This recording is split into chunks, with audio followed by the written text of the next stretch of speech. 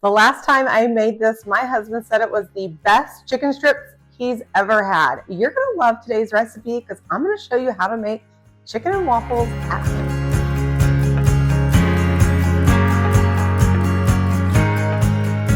Hi, I'm Carrie with eatingonadime.com, and we're on a mission to help families just like you eat well on a budget. Now, you can find today's full recipe linked below, as well as everything I use today when I show you how to make the best chicken and waffles. When I say they're the best, they are. Now, my husband loves chicken and waffles and gets it quite frequently when we go out to eat for like brunch, but unfortunately, it never really kind of gets up to the hype of what you expect. But today's recipe is going to do just that, and you're going to see how easy it is to make at home.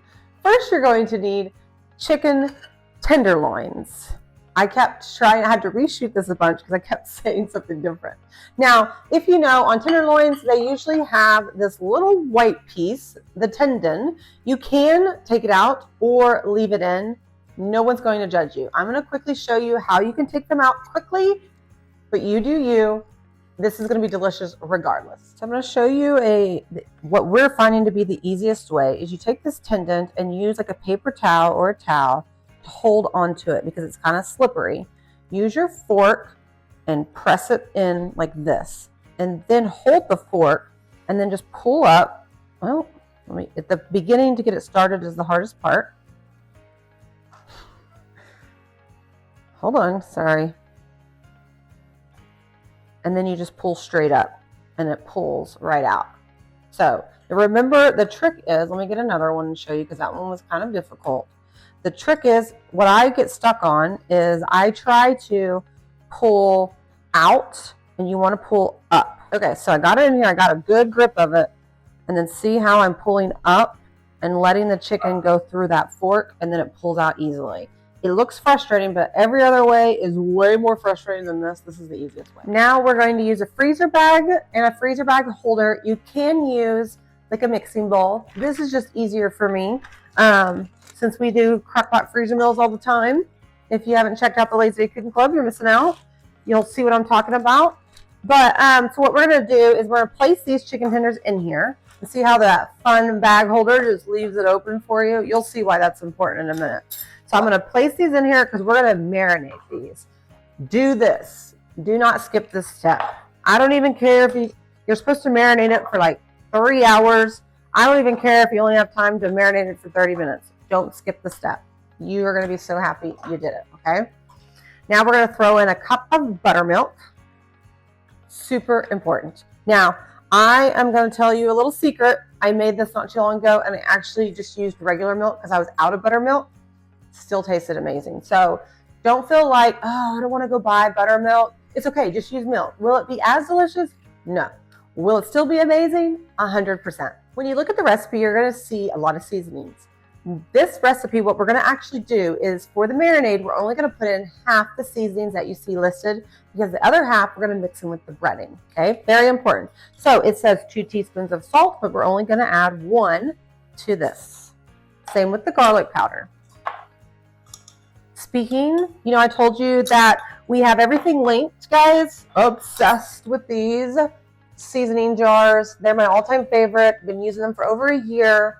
Highly recommend them. Just a few more seasonings. We are going to do a half a teaspoon of pepper, onion powder,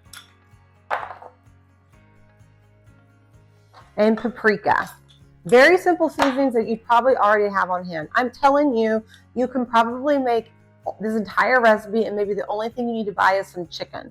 And if you don't have chicken tenders, you can use chicken breast that you just slice up into thin strips. That will work great as well. Last for the marinade is some hot sauce. Whatever marinade you like, you're going to toss in a tablespoon. Now, little tip, take the lid off when you're measuring your hot sauce so you don't do this and look like a fool. Just a little tip there, because I just looked like an idiot, but I'm okay with it. Now, this is why I love the bag method. You're going to zip it up and leave the air in the bag. Then you're going to swish it around. This is the fun part. We want to get all those seasonings throughout and marinate that chicken. It's like a marinated brine. Then you can leave there in. I usually just take it out because it's a habit. Then you're going to throw this in the fridge. We want to marinate it for 3 hours. But again, you know, we're eating on a dime. We're here to help you. If you can't do 3 hours, nobody's going to judge you. Just get this in the fridge and let it marinate for at least 30 minutes. But I'll see you in a few hours. Now I'm going to go ahead and make my breading. So we're going to need 2 cups of flour. It doesn't have to be exact because this is just the breading. I just made a little mess. That's okay. Okay, so just 2 cups. Then we're going to add those seasonings. Remember those seasonings we added to the marinade? We're going to do the same thing, the exact same amount.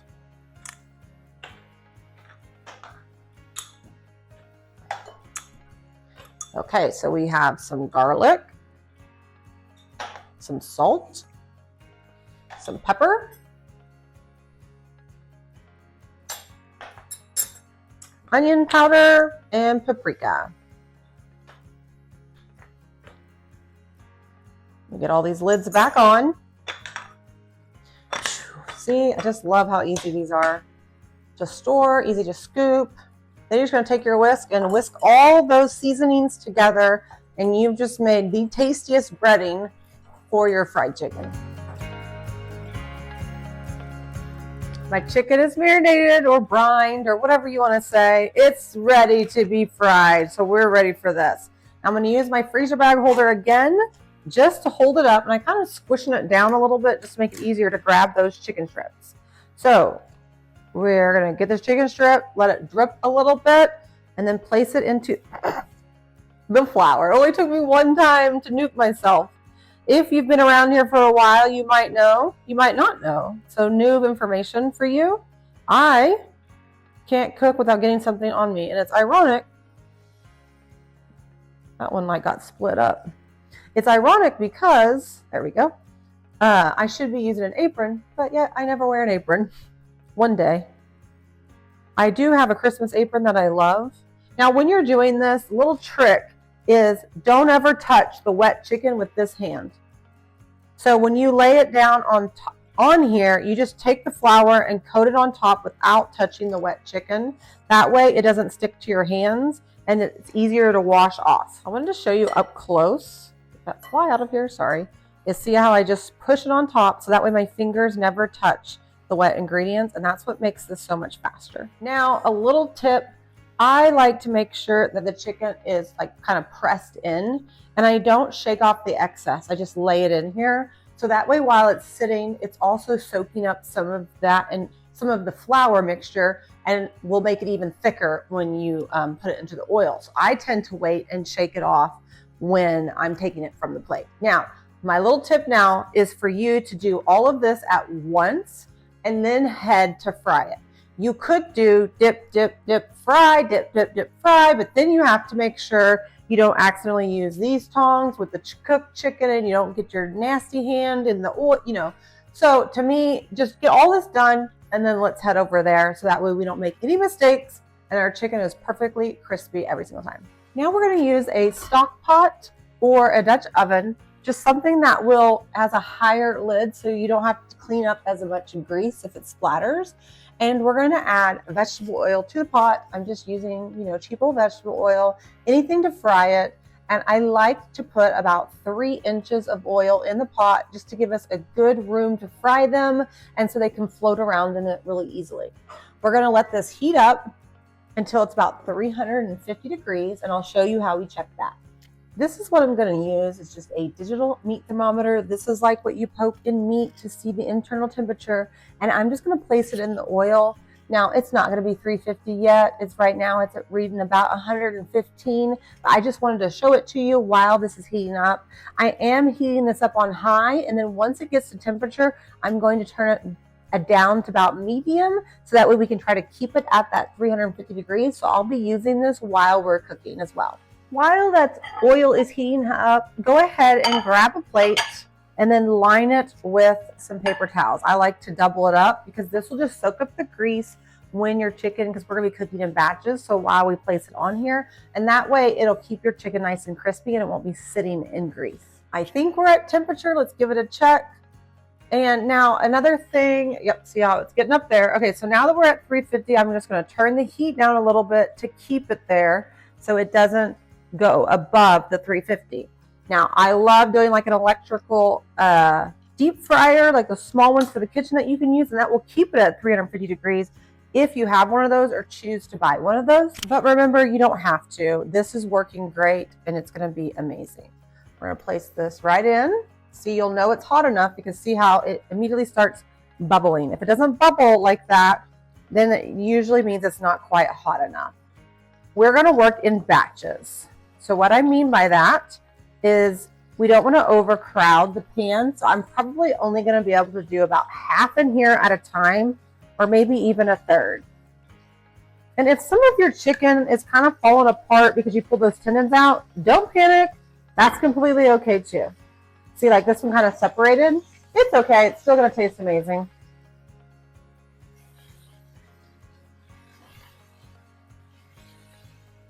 You're just going to let those sit in there and cook. I got one more room for one more. Now we're going to cook these until all the sides are golden brown. You might have to flip them depending on how much oil you put in. So just keep an eye on them. It's about 3 to 5 minutes or until they're crispy and the internal temperature reaches the 165 degrees. Now, when you want to check the temperature, I highly recommend you pull them out of the oil, place them on the paper towel, and then do your internal check. So that way the grease is not actually, and the steam from the grease is not affecting your read. Just to make sure that chicken is nice and finished through. Chicken's looking good. I just wanted to show you. See how they're beautifully browned. We're gonna remove them, and then once we get over here, I'm just gonna double check the temperature to make sure they are at the correct temperature. Now, if you think your oil is not staying at the temperature you want, you can always check it because it will cool down based on the chicken in there, and then you can allow it to come back to temperature before you add in the next round of chicken. Just let that grease drip off. And it's okay that we have a couple little pieces. It's still gonna be delicious. Now I'm just gonna do a quick check in the thickest part and make sure, yep, we are over 165. So we are golden. Several of these are over. You're great. So these are great. Just make sure when you do the internal temperature, you're pushing it into the middle because you don't wanna just touch the outside because it will read something hotter since it was fresh from the oil. And now I'm just gonna continue frying that chicken into the batches until they're all golden brown. Chicken. Okay, sorry guys. Chicken is done and I'm gonna be eating that one. Don't judge. Oh, nope. I think my partner in crime is gonna be eating it. But listen, look, it looks delicious. So now we're gonna make our waffles. Now, if I wasn't shooting a YouTube video, I would be making the waffles right over there, right next to while I'm frying, okay? But I'm shooting a YouTube video, and so I'm gonna let these come to room temperature while I do the waffles.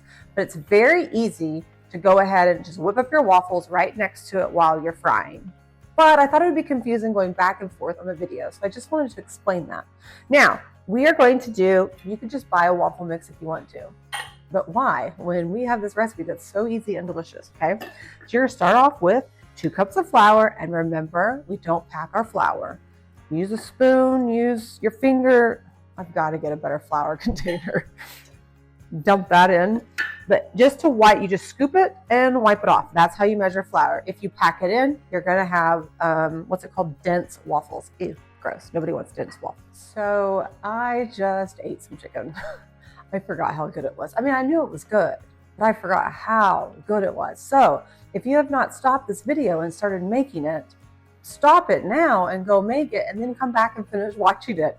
Share this with your sister, your brother, your cousin. Everybody needs to be making this chicken because it is delicious. The seasonings are perfect.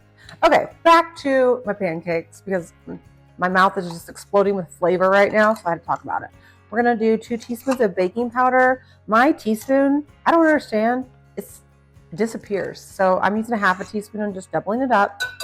Then we're going to do a 1/4 teaspoon of cinnamon. You can leave the cinnamon out if you want to, but in our area, at least in Oklahoma, if you order chicken and waffles, the waffles tend to have a little cinnamon flair to it. It's not huge. It was a 1/4 teaspoon, but it just gives you that little extra That makes it delicious. Now we're whisking this together, and then we're going to set this aside, but I'm going to clean up my flour mess, and I'll be right back. Oops, forgot my sugar. You got to add 2 tablespoons of sugar to the dry ingredients and get that whisked in. First off, don't judge my giant container. I broke my sugar container, and I already had this one, so I'm using it, but I'm not going to lie, I kind of like it. Okay, so move this out of the way. Oh, you guys can't handle me today. Okay, give me a heart if you feel sorry for me because I'm a struggle bus. Whisking this up. Now we're going to make our wet ingredients.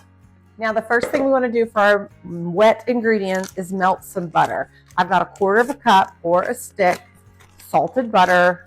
We're going to throw this in the microwave. Yes, my microwave is down here, and we're going to microwave this for about 30 seconds until that stick is completely melted.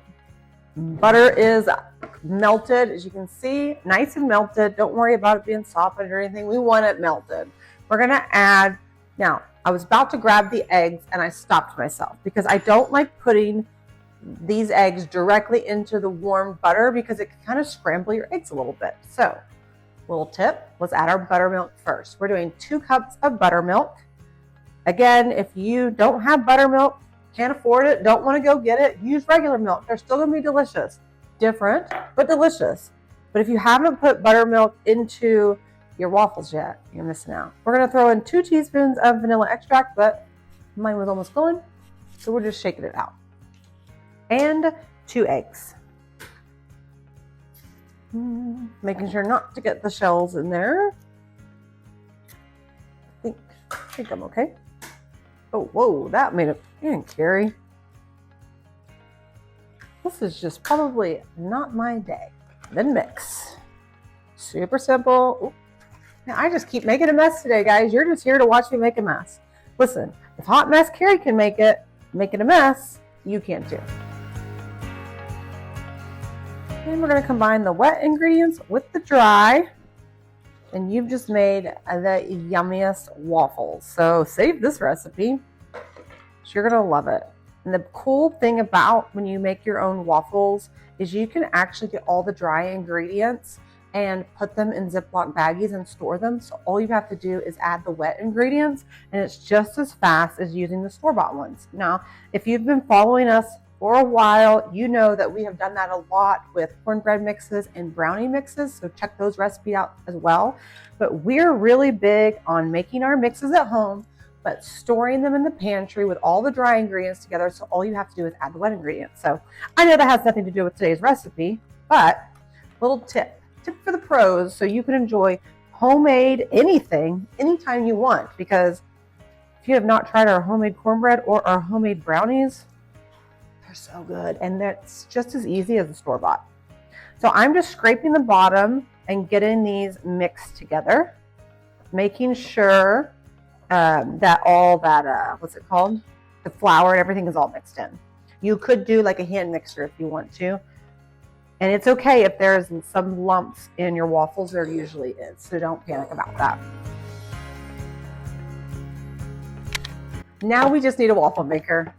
This is a Belgian waffle maker, and it's kind of the ones where you flip. Mine is very well used. I have been using this thing for years. So we actually have 2 of them because of the large family. And I've tried the bigger waffle maker. Nope, the Belgian waffle makers are the best. So we're going to let this heat up. And I love how on the top, any brand like this will work. Just search for a Belgian waffle maker. You can get them very inexpensive. Of course, we include a link. But you can put light to dark, however you like your waffles. I like mine medium dark. And we're going to let this batter rest while you're making your waffles. That's pretty important. It helps you get those fluffier, not as dense waffles by letting your batter just rest for a little bit. We're going to let this warm up, and we're going to make some waffles. It's ready. Look at that. Now, you don't have to spray your waffle iron. I mean, well, you know your waffle iron. So we're going to put the batter right in the middle, and I like to gently spread it out a little bit. It's going to be thick, and you want it to have about 1 inch on each side so it has room to spread. That way you get that nice full waffle without it overflowing. Then we're just going to add the lid. You don't have to spread it all the way out is what my point was. And then you're going to flip it. Fortunately, mine has a little light on the top and it'll be green when it's time to flip over. So I don't have to do any thinking, which at this point, who wants to do that? When your waffle is done, directly place it on a wire rack that's lifted up. This is just like a cookie rack, and that will prevent from the middle getting all soggy and saggy. And that way that chicken will hold up really great right on top of there. Now it's time for the best part, eating it. So we got our waffles. Then you're gonna, let me move this out of the way so you can see just a little bit better. Oh, Toby wants a bite. Everybody say hi, Toby. Then you're just gonna top with, I like to do like 2 tenderloins, depending how big they are, right on top. Oh my goodness. Then we're gonna top with some maple syrup. Now I'm using real maple syrup today. It's just like a Costco brand, but any kind of syrup will do. You could do syrup, you can do honey, you can even do a hot honey. That would be delicious as well. Ooh, that came out a little fast. I like a good drizzle of syrup because you're gonna have that spicy and the sweet combined, which is the perfect combination for me. Okay, friends, it's time for my favorite part, eating it. Let's get on there. I gotta get a piece of chicken and waffle.